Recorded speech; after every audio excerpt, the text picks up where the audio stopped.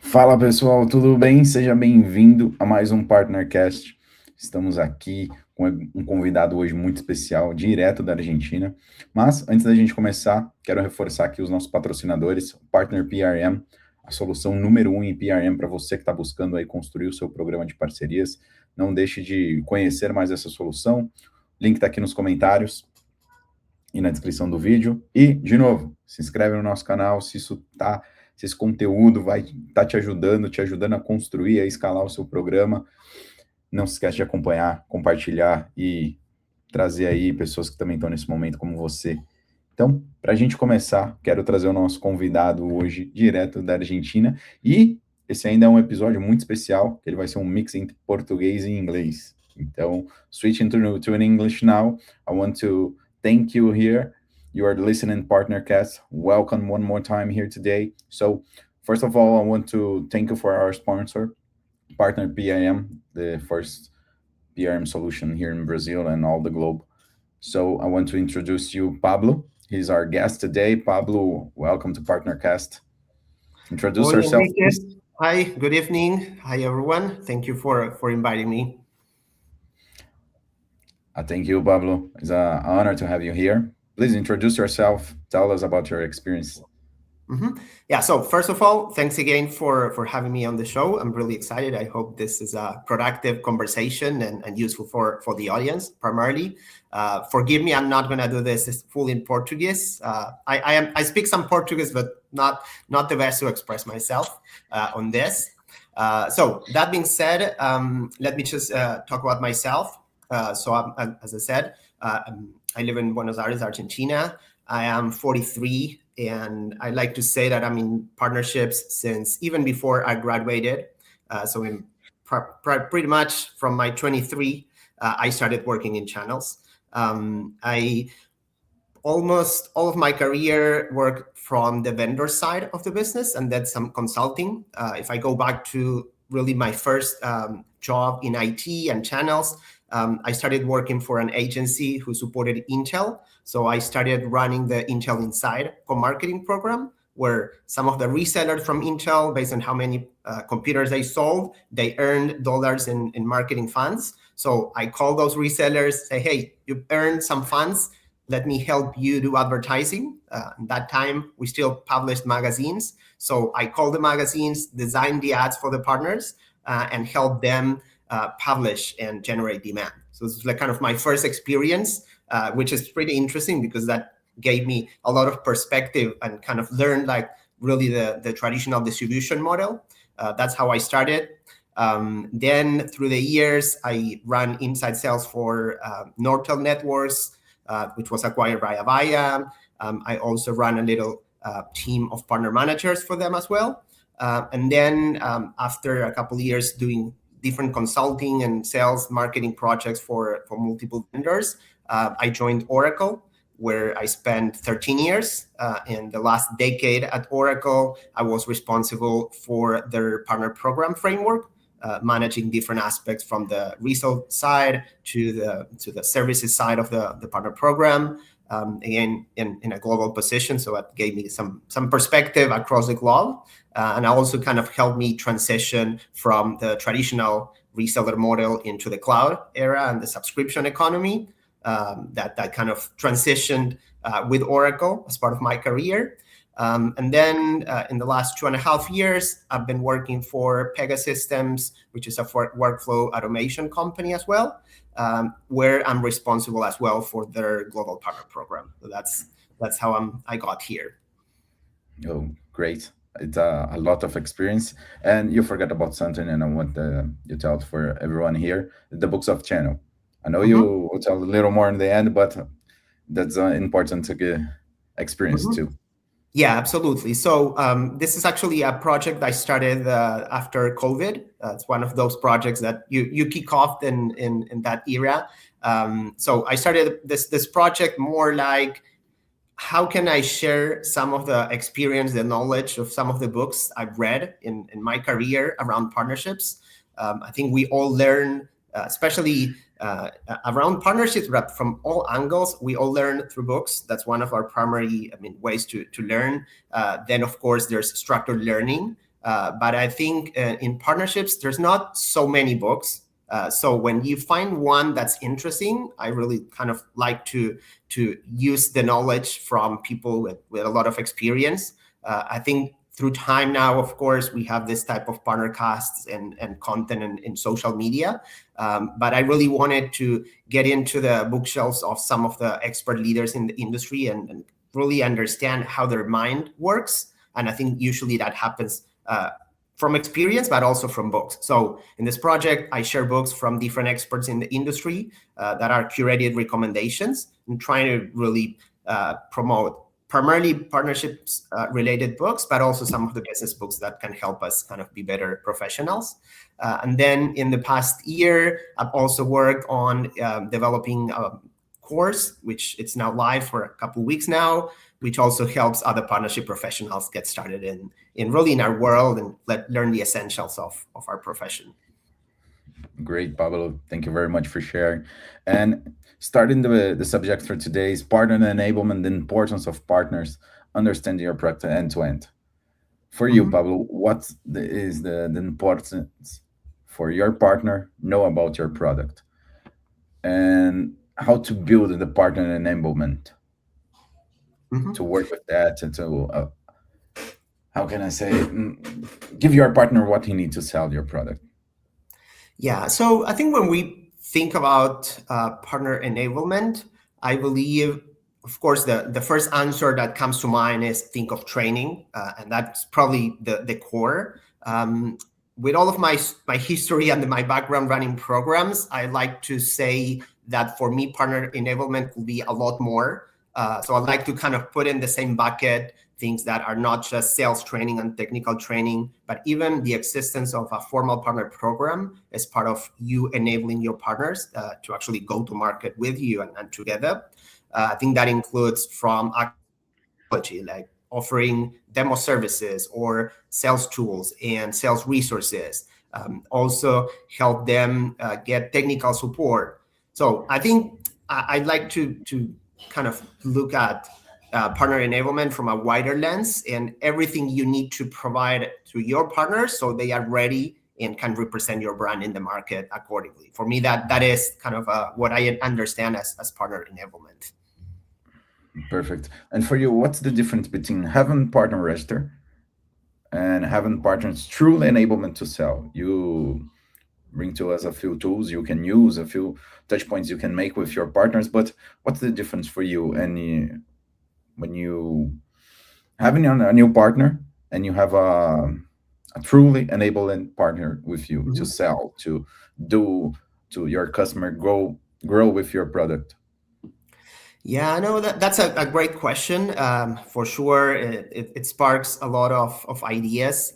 I believe it really depends on the company you work for, but we always like to say and brag ourselves, hey, I have 1,000 partners in my ecosystem. But then how many are truly producing something, having an impact in the market? We know that number is not as big for sure. I believe it's critical for many vendors to have a maturity model where you know where your partners stand and who's productive and who's not. One of the keys to that, especially these days, after we have some PRM tools, as the one that you mentioned that's sponsoring this show, I think it helps you have those insights into, okay, I have 1,000 partners, but who truly are the ones that are producing and impacting my bottom line? In many cases, it also translates to another scenario where you have this number of partners and you still have a motion and more partners are knocking your door and you just recruit them and they come on board. And then because of the resources you have in place are more focused on those that are doing stuff, then those new partners come in and pretty much nobody talks to them and they are never enabled precisely to go sell and do something. I believe it's always important, first, of course, to have those insights into who's delivering and who's not, which in my experience, it's not always the case. And I can even go back to my time at Oracle. Oracle had roughly 20,000 partners globally at the time I started running the program. They acquired Sun Microsystems, so it was like truly a huge ecosystem. It's been shrinking a little bit, but I think even today it's over 15,000, 16,000 partners globally. And of course, we didn't have all the tools that we have today by then. So I got the question from the VP of partnerships saying, okay, we have this 20,000 partners. What are they doing for Oracle?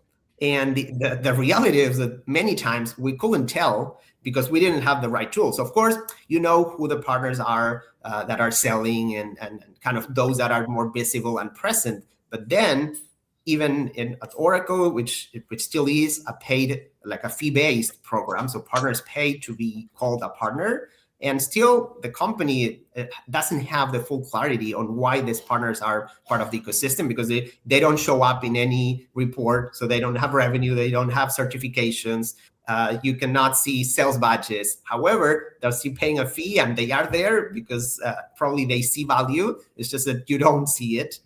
So that's kind of something important. Have the right metrics in place to understand what it means to be an active partner for you, which will be different based on the motions and the value they bring to the ecosystem. In some cases, they're tech partners, so they will never sell something.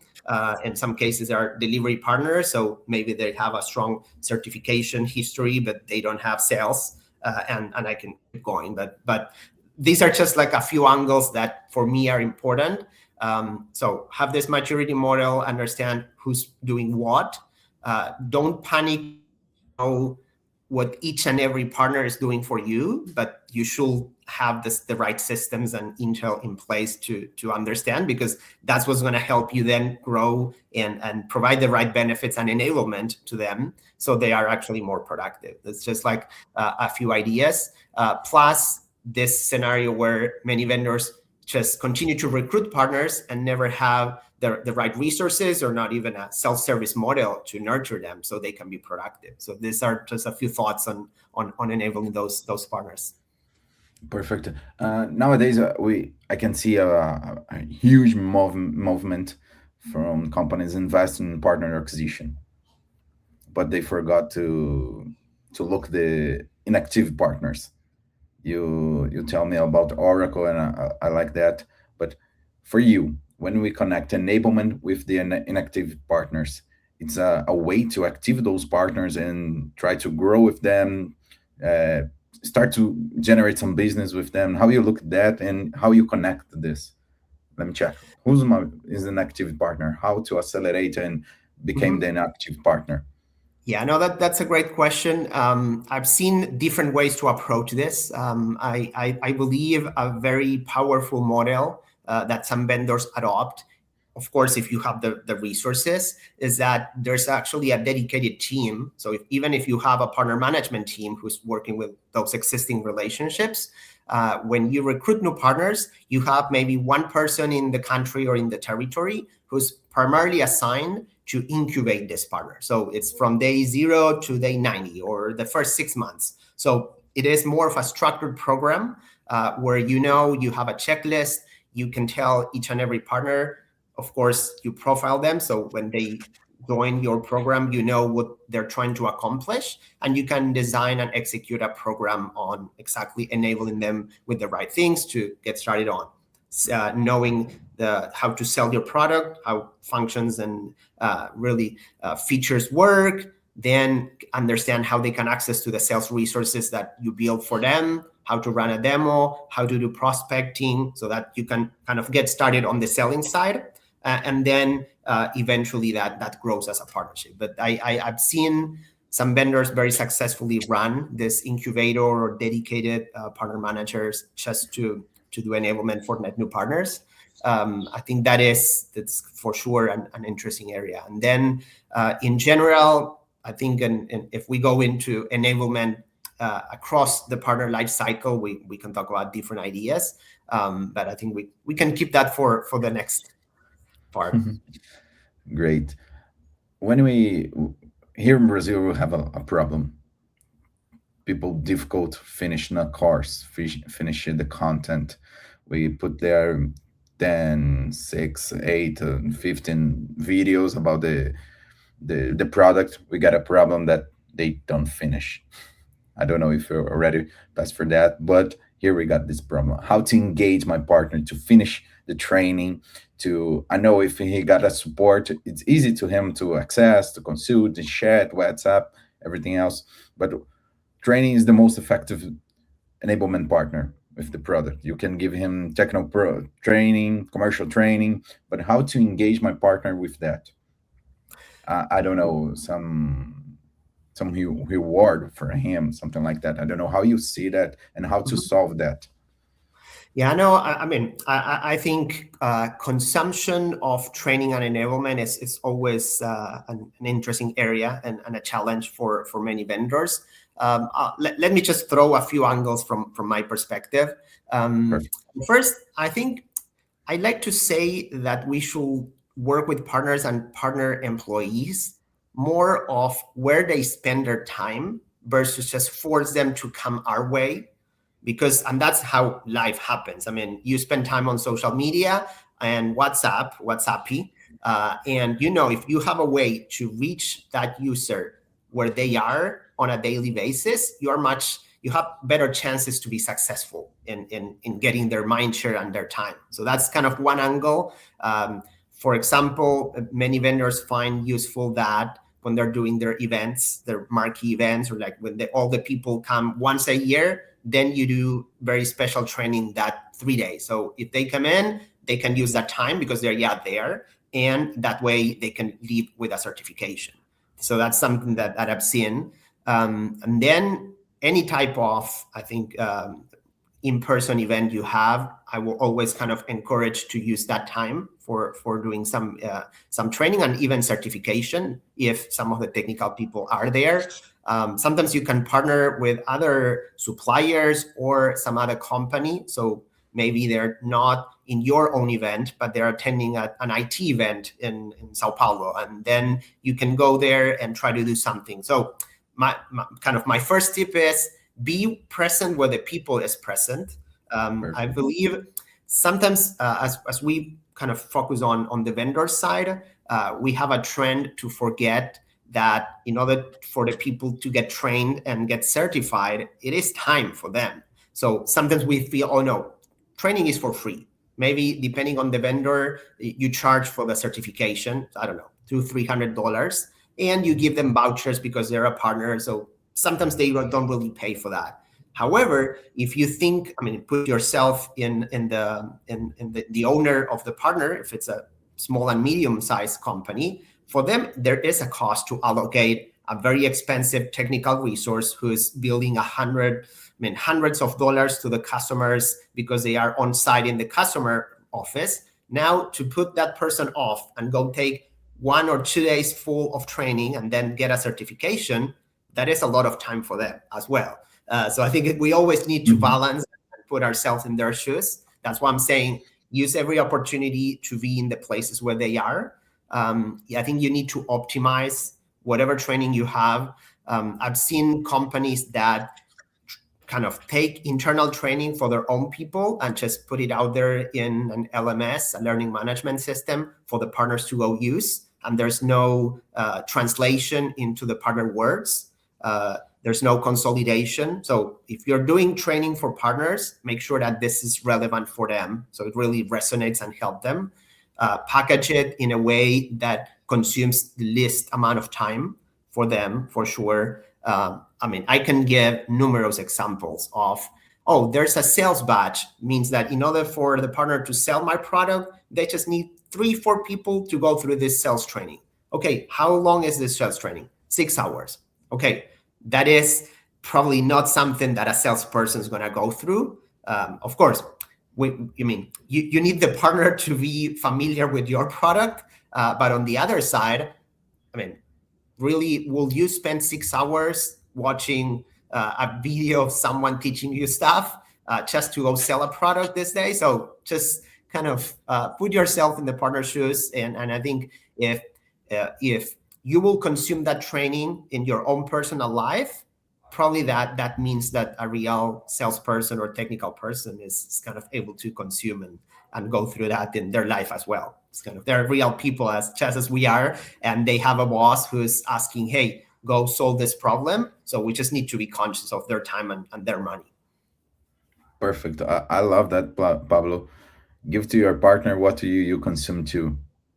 I love that. And for you, how to balance uh, what is technically, what technically about your product you have to give to your partner, what is commercial. So we have 2 points here.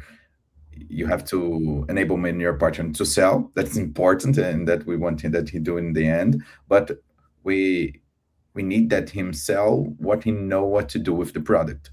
For you, what's the balance? 50-50, 40-60? I, how you say that? No, I think that's tricky because it really depends, of course, on the type of company you have and the go-to-market strategy. A SaaS model, software as a service. Mhm. So I An believe you example. always need to no, I mean, I believe you always need to look at how your go-to-market strategy aligns with what you expect from partners. So in SaaS, sometimes you expect the partners to drive sales for you, and sometimes maybe there's a stronger co-sell or you have a stronger sales presence, and truly partners are more into the delivery side of the business. So maybe you need to be more technical in nature, because truly the partner's role is really drive value realization for the customer, helping they go live and really be more technically solid.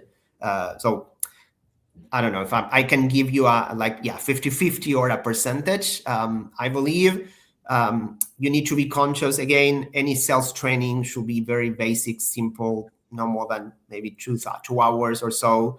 And on the other side, I have another perspective because, as I said, I've been running programs for so many years, and I think that this other angle, which is when you design the program, you can think of requirements in the way of inputs. So it is about skills that the partners earn. So they go through sales batches, they go through training, they go through understanding how to do demos, or there's a number of people in their company. So it is really more around input. And then as you move forward, then you start doing requirements in a format of an outcome. So this is where it's completed projects, is revenue, is registered opportunities. So for me, you need to look at what outcomes you want to drive. Sometimes don't look that much or pay that much attention into those inputs. Of course, I can say you don't worry. Don't go do training with partners. But sometimes companies focus so much on doing training and certifications that they forget that, if the partner is super skilled in selling your product, but they're doing zero revenue and producing zero new opportunities, do you prefer that? Or do you prefer a partner that you realize with very little sales training, they are doing new opportunities for you and driving sales? So, of course, you need to find the right balance. But if you can measure the outcomes, then you know where to focus. And the same, of course, with the technical training and linked to certifications.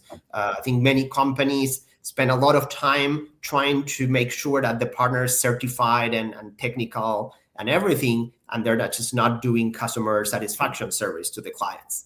So, or they don't have an escalation path. So they really don't know if the customers are creating tickets because they're having issues, or is the implementation taking longer and more budget than expected. So think of measure those things that truly matter in terms of outcomes, and then you can understand where you need to fine tune also on the input, which is certifications and sales training as well. These are just trying to give you some different answers to what other people probably may say here. Perfect. I love it. And now, Pablo, do you have any bad situation if you got a partner wasn't enablement and you got you a problem? You got some an example of that? The bad one and the good one, please. And how you solve that. No, I can't tell you any names, but I think 100% this Perfect. happens in every company I work for, where there's always a partner who struggles and they really fail badly, and then the customer is calling the vendor to take responsibility. So that happens everywhere, especially in SaaS. Globally problem. Yeah, I work for some large companies, so this always happens. In that case, it helps, of course, if you have the right escalation path So something that actually it's something we are doing these days at Ecosystems, which is try to find those signals, those indicators, like build that system. So if there's an issue in the implementation, you can know early on with some mechanism where you engage with customers or you require the partners to provide you updates on the active implementations they're working on. So you can have someone who can kind of go early on versus just getting into the end of job and then this is terrible and then you need to jump in. So of course there's different variations, but that's one example. And again, for me, it's critical that we build the tools so we can recognize when a partner's failing early on. And on the other side, the opposite, when a partner did a phenomenal implementation and the customer is so happy, sometimes we are not great at identifying those partner wins and successes, and then go and amplify and create a success story and just help them get more visibility into the marketplace. That's the other angle. Of course, I will say I've seen more successful implementations than unsuccessful so far. That's just like a few ideas that come to mind. Great. And now we are in the AI era. Everything is around AI.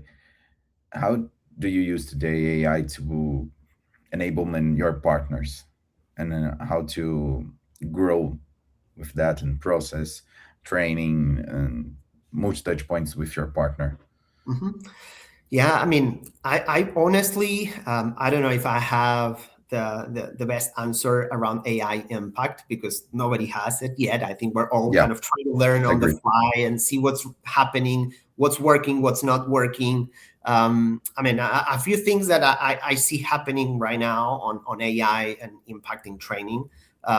So first, I believe this idea of the classic Zoom or the classic classroom setup, it's changing. So you see, really, you can have an agent help you.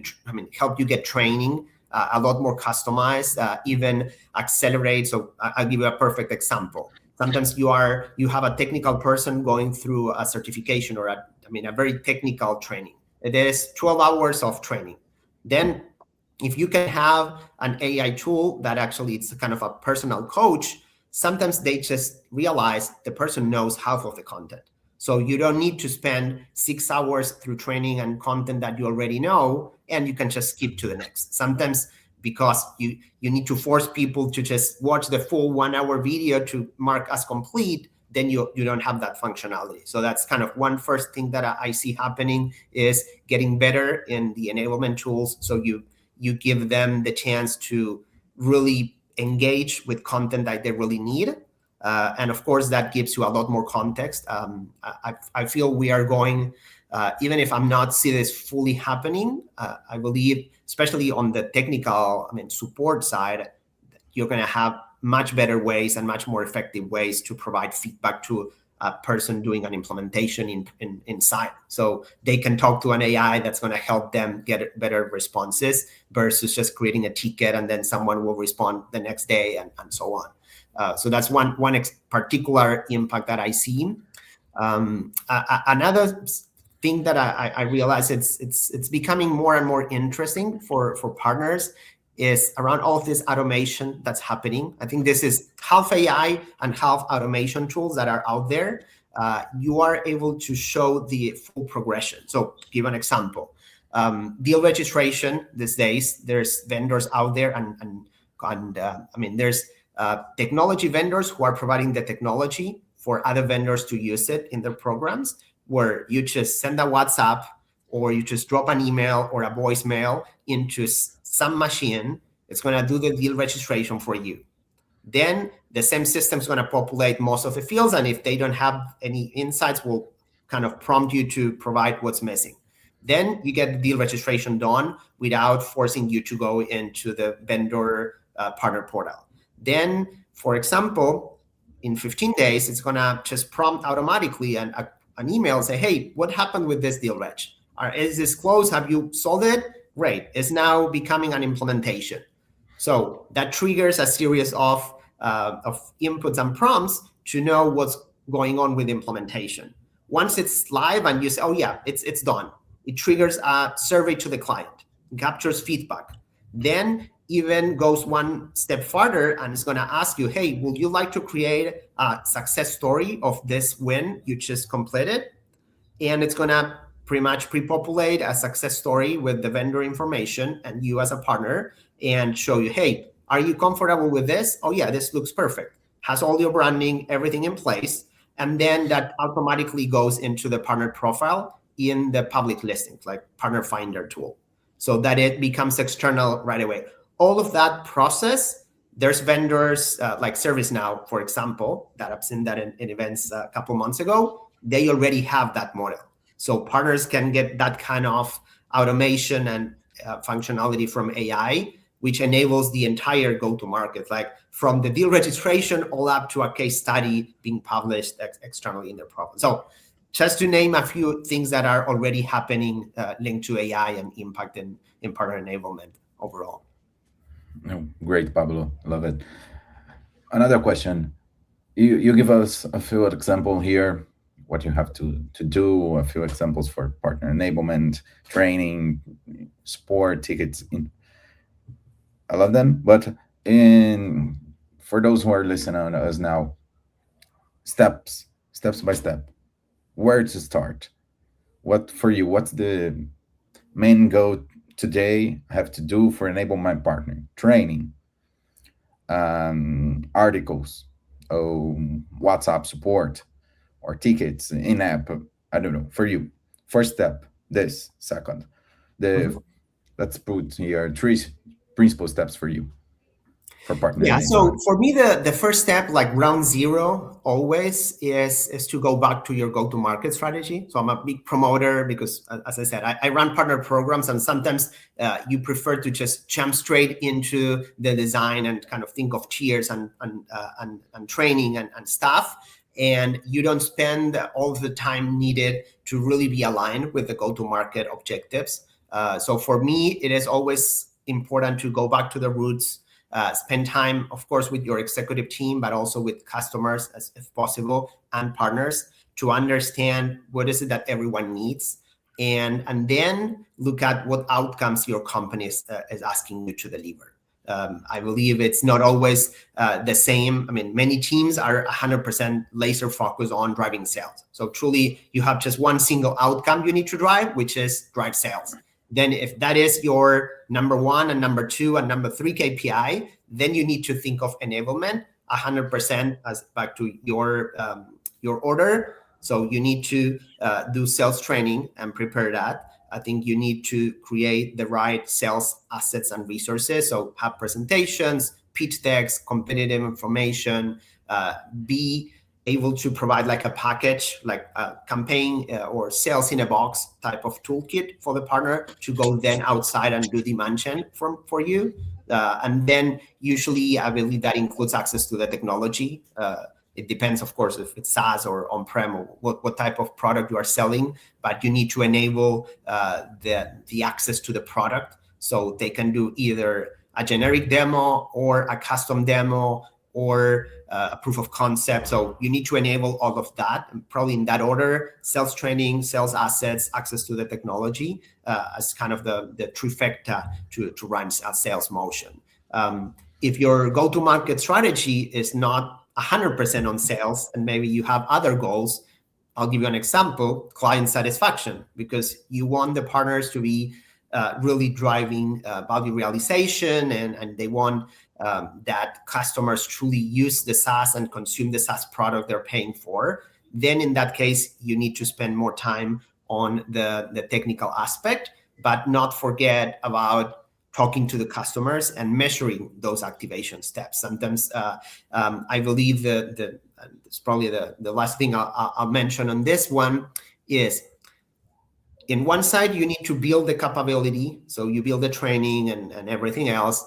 But on the other side, look at what's in it for the partner. So why will the partner consume that sales training? Because, of course, they want to sell. Why will the partner consume the technical training? Because they want a successful client. Then what's truly in it for the partner? How they make money out of that selling motion or delivery motion. Because sometimes we also forget, the same way we sometimes forget about how much time and effort it needs the partner to put people out of the field and go take a certification. Sometimes we don't realize that. I'll give you an example. If the sales margin is 15%, let's just take an example, classic in hardware, 15, 20% maximum. Do you think it's going to be so relevant for a partner to go sell your product if they're only going to make 15% on the hardware and then there's not much implementation? Maybe it does if they are like a legacy reseller, like a shop of selling computers and hardware in a small town.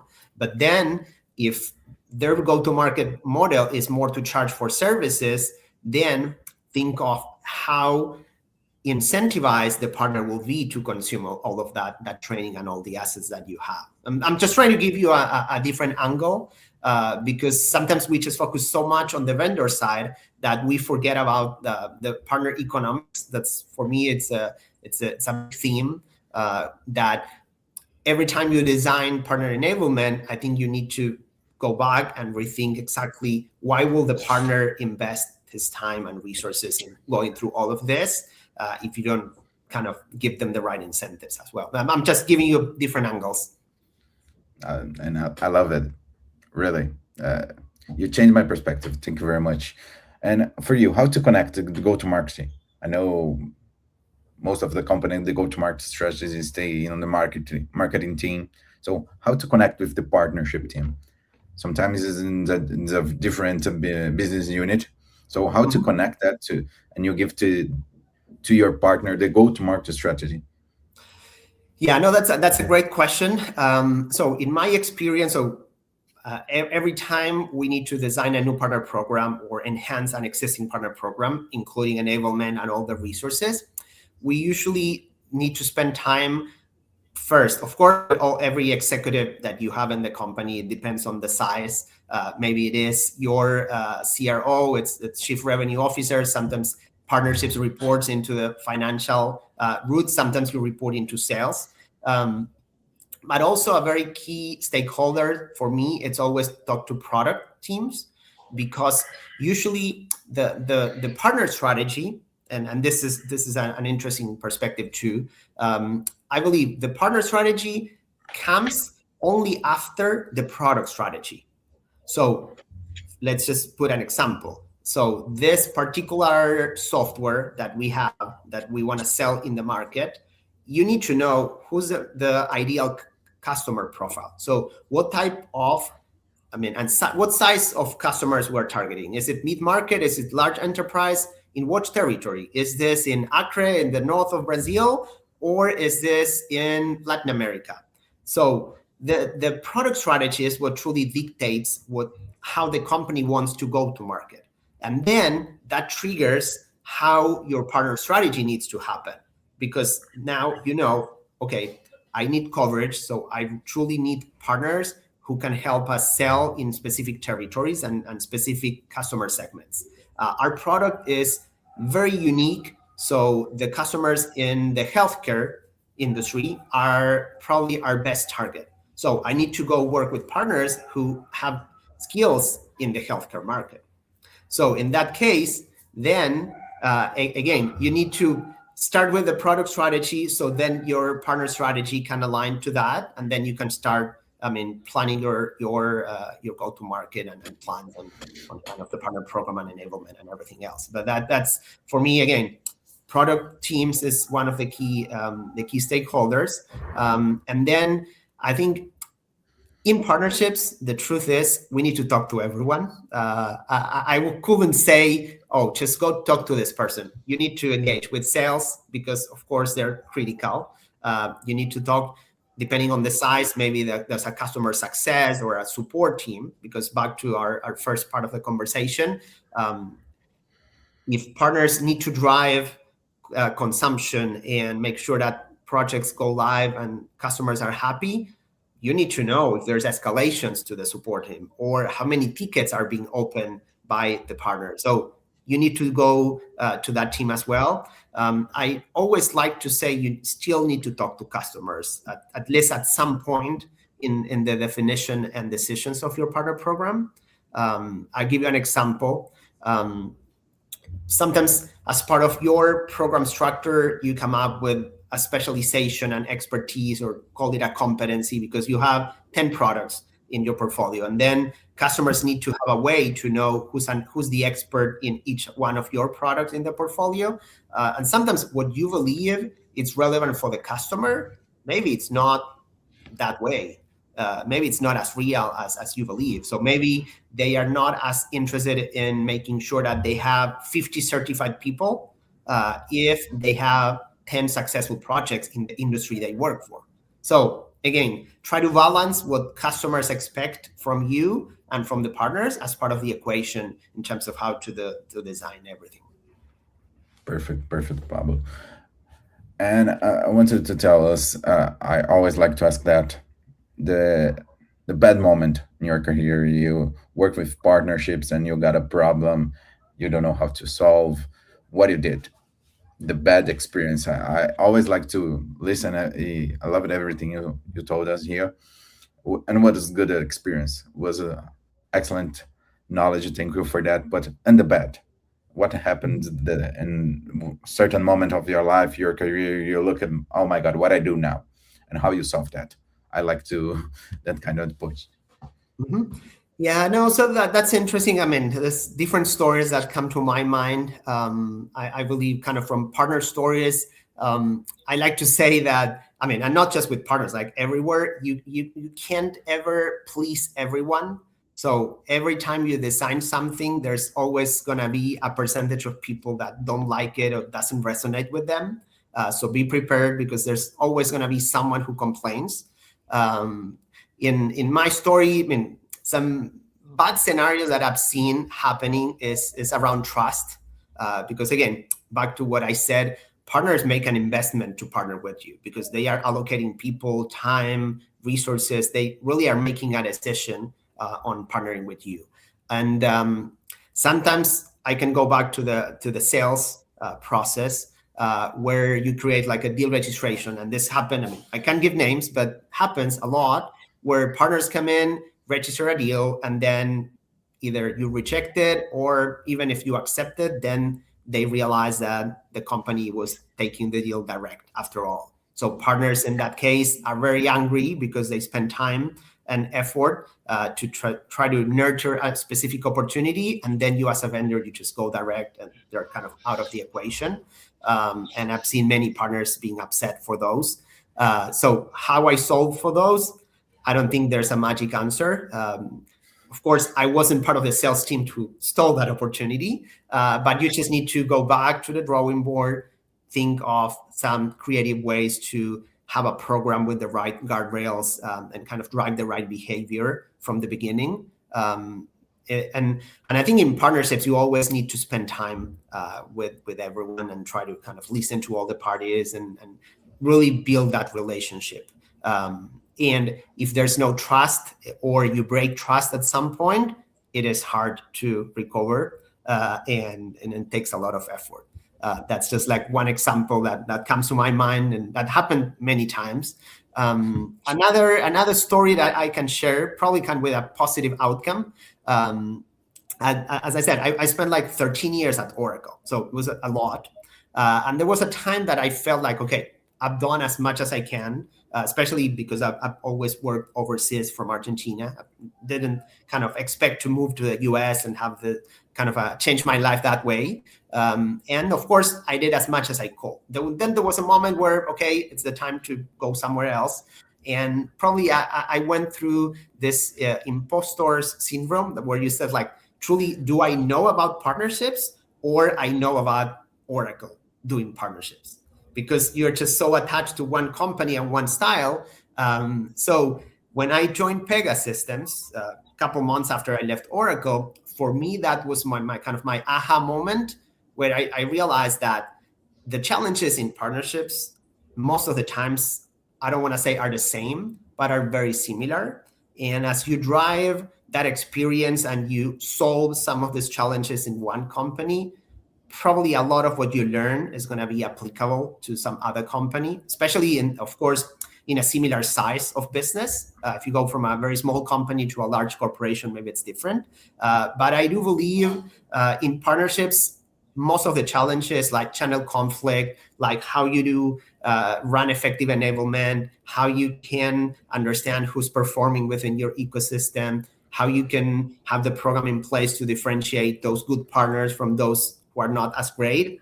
Those are very similar. So I believe that, especially in the past few years, our profession has matured a lot. So some of the tools, the playbooks, some people say in these days, like partnerships operator experience or mindset is really applicable across the board. So that's kind of a challenge that I believe we all as partnership professionals should be confident that what we learn in one company is truly going to add value somewhere else as well.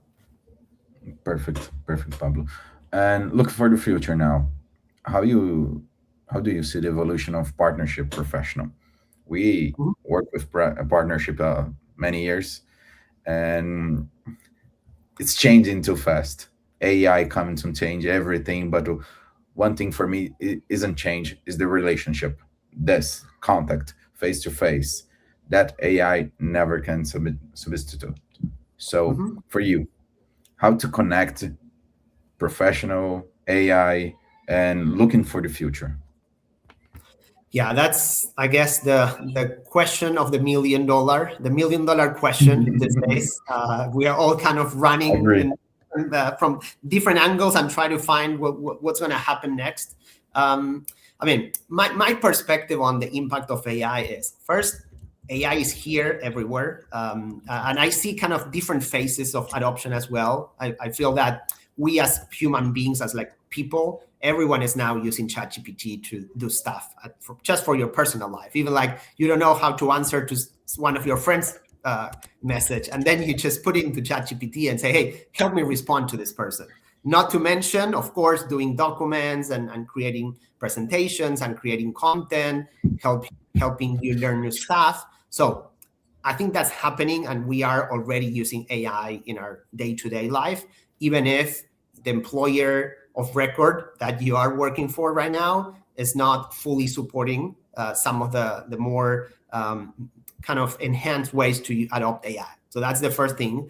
I feel that as a person in partnerships, we need to, and this is like critical, I think we all know, but sometimes we don't spend enough time in. Of course, there's new tools coming up every week, like Claude became the most important AI tool now, and it was ChatGPT 6 months ago, and now there's new kind of, create an agent with Claude. It's super simple and stuff. So we need to be on top of that and adopt that on our personal life. So that's the first thing. You need to be more productive and leverage the latest tools. I'll give you an example that I learned only recently, and probably there's other people who knew it before, but there's a lot of people still who don't do it.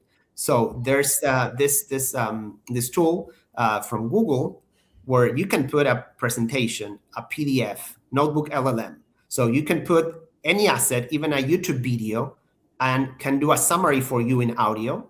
So you can, when you go running in the evening, then you can watch to something that's teaching you stuff that was a YouTube before, or just a 100-page book or document.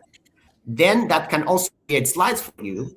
So you can put a book that you have in a PDF, and it's going to give you a few slides that then you can post on LinkedIn as an infographic to just promote your own brand.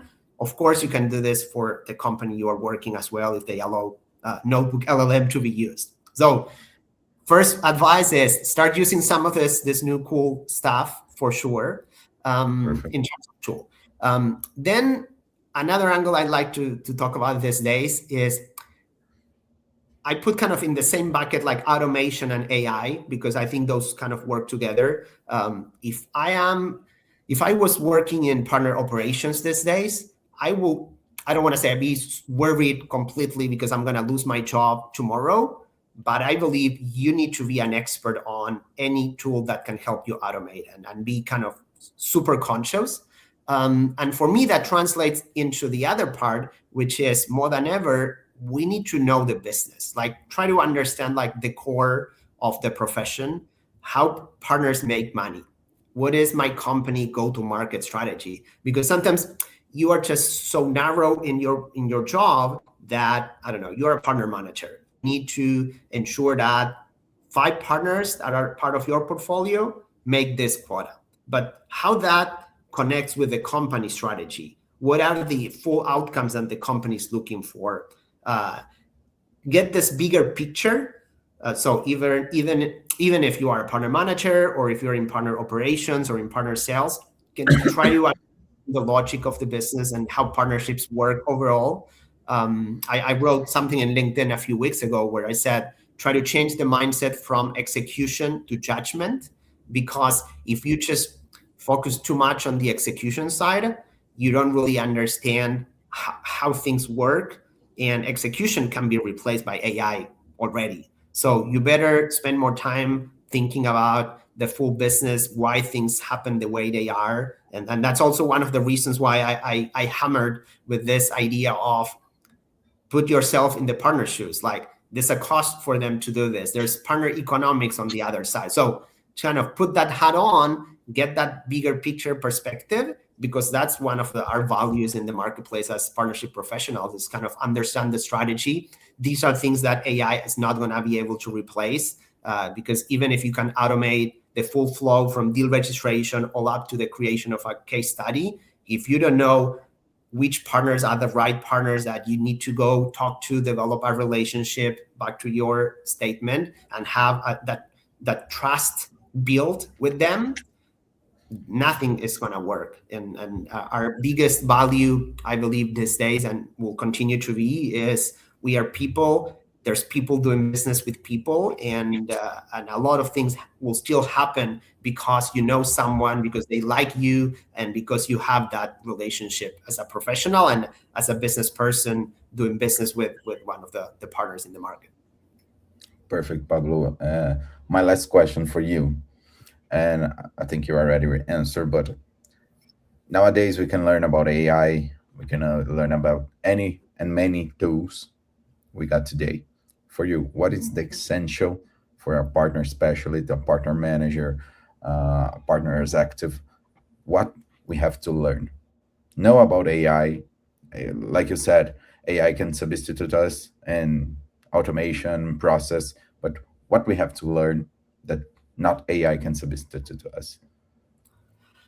Well, I mean, social skills, it's funny. I think a couple of years ago, I mean, training was always, or like kind of learning was all about, hey, you need to know hard skills, because hard skills are important. Go know how to code, how to do maths and finance. And then soft skills, they were considered like soft skills are like something minor. Yeah, kind of deal with people, be empathic, and kind of know how to hire someone and be a good boss. Now, hard skills is what's being replaced, and then you need to go back and rethink that soft skills are the more important aspect. You need to, again, know how to deal with people, motivate a team, be empathic with the people you work with, because that's going to grow the business overall. So for me, it's go back to the basics of human beings. Never forget that. I mean, we are in partnerships. We need to spend time with people all the time.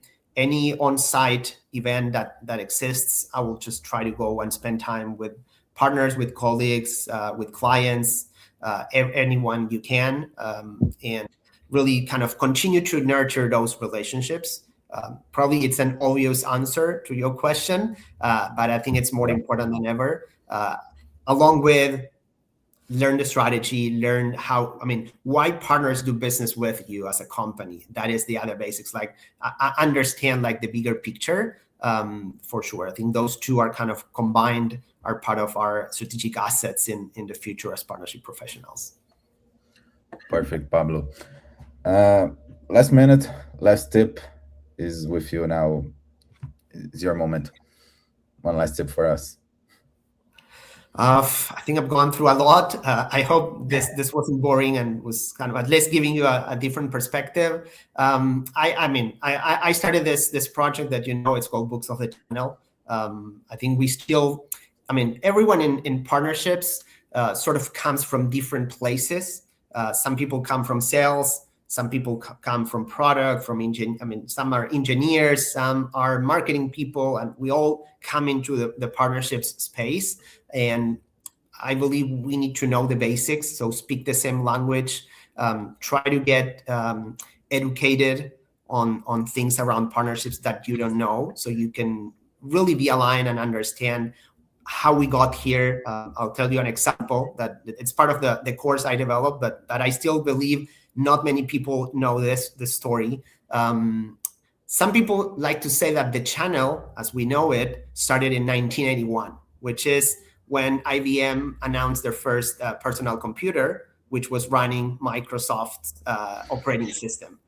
Something they did, and this is part of kind of Bill Gates' negotiation with IBM, was that he could sell their operating system, which was part of IBM computers. They could sell it to other companies. That's where, Lenovo or like other Compaq or other vendors started selling computers which were using Microsoft operating system. So that kind of started this computer business, which is what people call the channel, or the idea of a channel that exists today with distributors and resellers selling computers, and then that evolved into the ecosystem we have today.